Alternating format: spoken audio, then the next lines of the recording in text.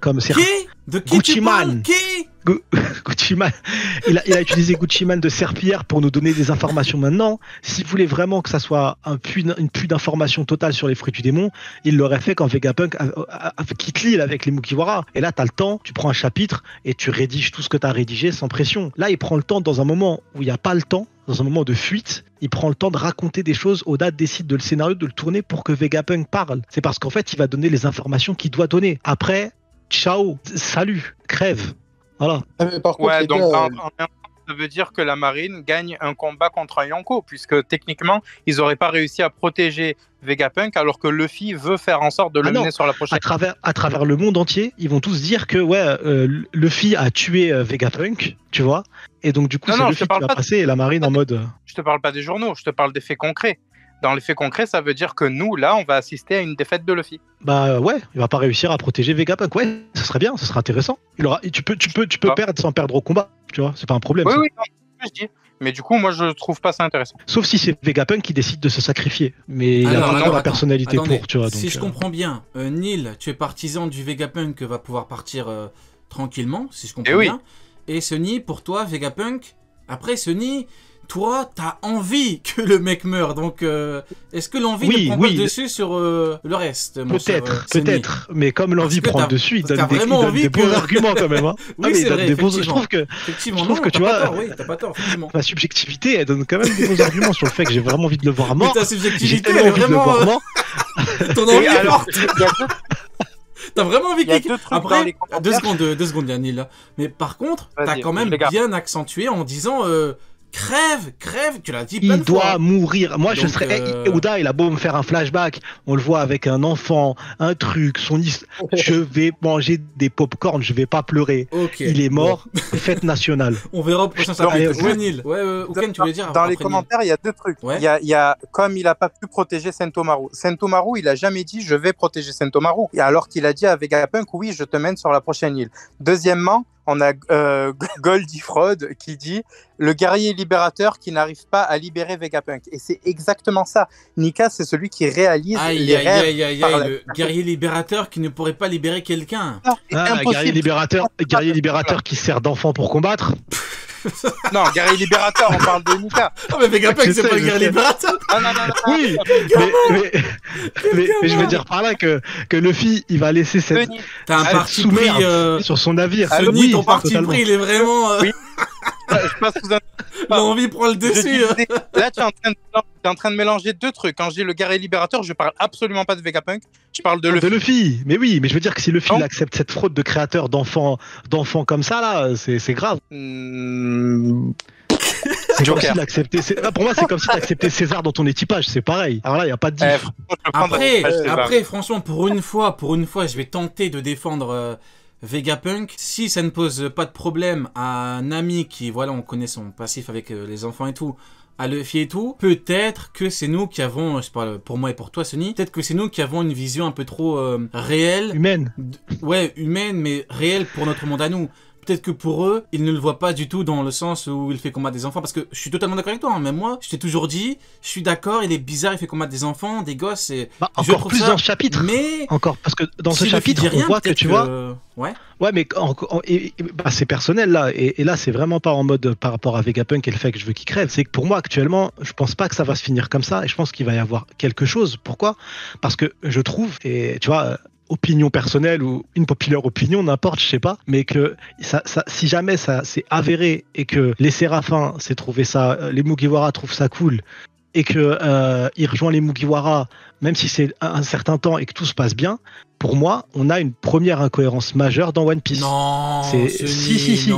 Mais tu dis personnel, après tu dis incohérence. Incohérence, c'est objectif. Regarde, là où j'en reviens, c'est que One Piece, depuis le tout début, on te parle constamment, et c'est toujours le même sujet, c'est libérer les esclaves, tu vois. Et là, dans ce chapitre, et c'est même le rôle même de Nika. Et dans ce chapitre-là, ce qui est important, c'est qu'on voit que les séraphins ne sont pas des pacifistas. Ils ont une personnalité propre, tu vois, alors que les pacifistas n'ont pas de personnalité. Ils voient une affiche de recherche, hop, base de données, on n'attaque pas. Là, on voit bien Boa Hancock, enfin la mini Boa, parler et avoir sa personnalité. Elle est vivante, elle vit, et elle est soumise, elle est obligée d'accepter des ordres. Elle peut pas, et c'est une enfant. Tu te dis, pour moi, personnellement, quand tu prends tous ces éléments-là, je peux pas me dire que ça va en corrélation parfaite avec l'idéologie propre de ce que on nous porte sur One Piece et sur Nika depuis le début. C'est pour ça que pour moi, il va se passer quelque chose. Ça peut pas rester comme ça. Vas-y, Neil.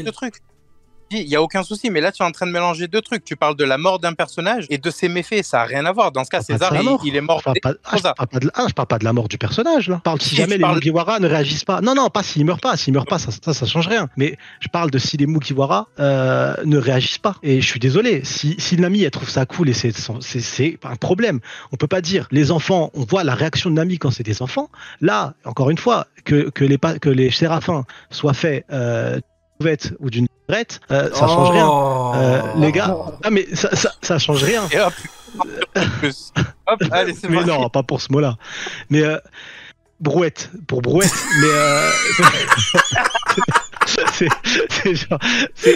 ils ont une personnalité. À partir du moment où tu leur donnes une personnalité, tu ressors de ce, tu vois. Donc c'est pas pour moi. Je suis sûr qu'il va se passer un truc avec Nami. Il va se passer quelque chose. Alors encore une fois, franchement, pour moi, je me dis peut-être que c'est nous. Après, comme je te l'ai dit, je suis d'accord avec toi. Pour moi, je trouve. D'ailleurs, on en avait déjà parlé. Ça fait 1 mois qu'on en parle, 2 mois qu'on en parle. Je trouve que c'est gênant. C'est un minima gênant. Maintenant, effectivement, si Nami parle pas, que personne parle, bon, je sais pas, bon, je peux pas non plus te dire que pour moi je trouverais ça incohérent parce que non, mais peut-être que c'est nous, on a une vision un peu trop. Ouais, en fait, c'est à cause de ce chapitre, parce que si c'était des pacifistas, c'est pervers, c'est des enfants, c'est pas top, ok, mais c'est des robots, tu vois, là c'est vraiment. Mais là, c'est pas des. Ils ont une personnalité, et là ça change tout pour moi. Ça change tout. Et c'est pour ça que c'est. Justement pour ça, moi je suis totalement d'accord avec toi.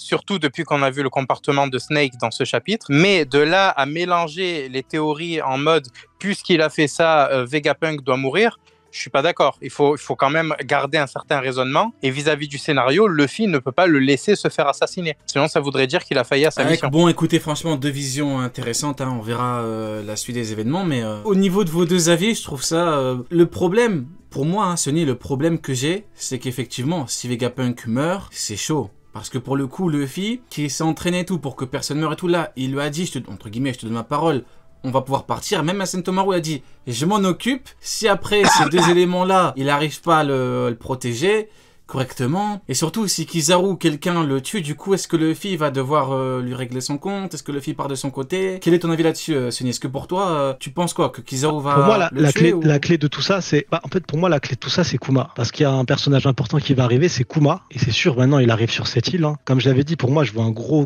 parallèle pré-ellipse et post-ellipse. Là, on va revoir tous ceux qu'on a vu, du coup, à Shabaudi, si je dis pas de bêtises. Et du coup, là, on les revoit. Donc, Kuma arrive. Et tout va dépendre de Kuma, et on va surtout avoir enfin l'information sur ce qu'a réalisé Vegapunk, le flashback de Vegapunk et Kuma, et la demande de Kuma à Vegapunk, et leur relation, et le pourquoi du comment, quoi. Et de Bonnie, ouais, intrinsèquement lié, ouais. Et on va avoir enfin les éléments là-dessus, quoi. Mais pour moi, cet élément-là va tout changer. Et là où je reviens, c'est que pour moi, Vegapunk, dans les Mugiwara, ou sur le navire des Mugiwara, c'est cheaté, c'est donner un élément ultra important aux Mugiwara, là où ils en ont pas besoin. Actuellement, ils en ont vraiment pas besoin. Peut-être que les Revo, eux, pour le coup, en ont besoin. Peut-être que Vegapunk, après être parti avec Luffy, peut-être que pour le coup, il va rejoindre son vieil ami Dragon. Parce qu'effectivement, Vegapunk, chez les Mugiwara, bon, déjà, est Franky.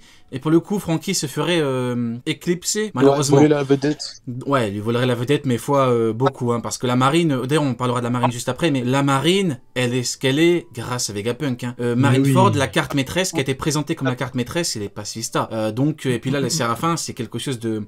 Mais par contre, bon, la marine, justement, on va en parler, mais la marine, c'est quand même une dinguerie.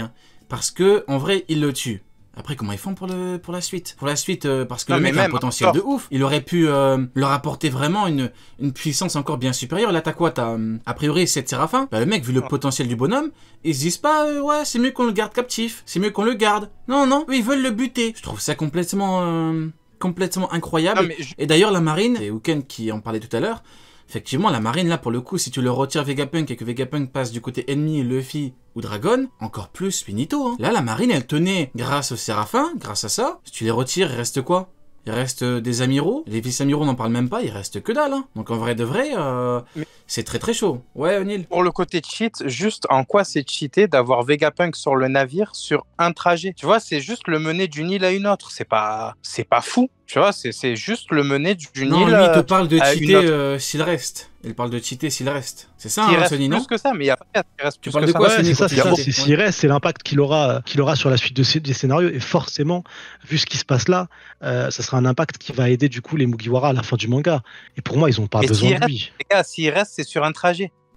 Ni les lampes non, c'est un trajet avec les Mugiwara. Mais forcément, s'il reste, il y aura forcément un impact dans l'histoire. Il va pas juste se barrer et on n'entend plus parler de lui et il se cache. Non, ça c'est sûr. Donc c'est pour ça, c'est que il faut pas qu'il reste, dans le sens où forcément l'ultime bataille qui englobera le monde entier, la bataille qui est teasée par Barbe Blanche, je veux pas d'un Vegapunk qui a un impact important dans cette bataille. C'est trop cheaté, on en a pas besoin.